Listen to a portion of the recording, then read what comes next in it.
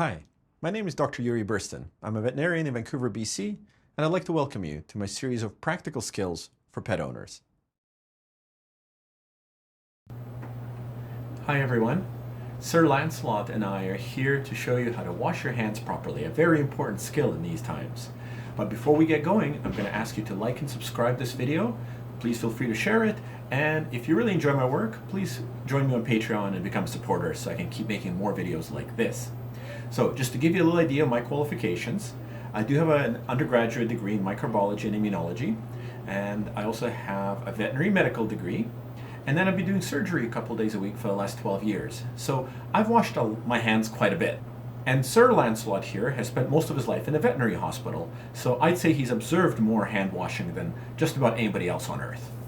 And he washes these giant paws very, very thoroughly and regularly. Here we see Lancelot at his observation post, observing activities in the clinic. Please remember, this guide is meant for people to use at home. It is not a demonstration of a medical or surgical scrub. This is also a good time to remind you that you should wash your hands for approximately 20 seconds. Let me tell you why. Before I show you how to wash your hands, I want to tell you the most important secret to effective hand washing, and that secret is contact time. What does this mean? Well, it's time that the soap or the detergent or the scrub spends in contact with your skin that determines how well it works. In fact, all of these things about moving our hands around and different ways of scrubbing is actually 90% of that is just giving you something to do while you give the soap adequate contact time to do its work.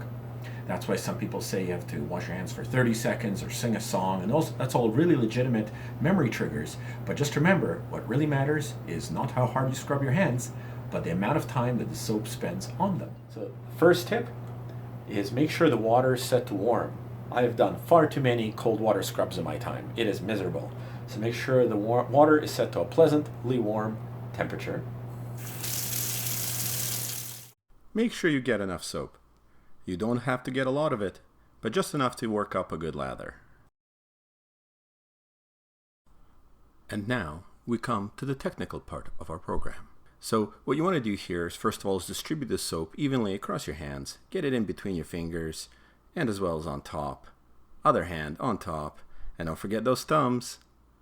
Now we're going to clean under our fingernails with just a quick scrub against the palm, or if you have long fingernails, you're going to have to work each one individually, make sure the soap gets right up there.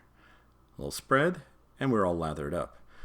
Now, I usually like to give my hands a little bit of splash of water, move that soap around, and just repeat the entire pattern again in fast forward mode. This should get you to about 20 seconds. Then rinse, and voila! Oh, but it's not over yet. Now we've got to turn the water off. You can try using your elbow, like a surgeon, but I prefer to use the knuckles of my offhand. And there you have it.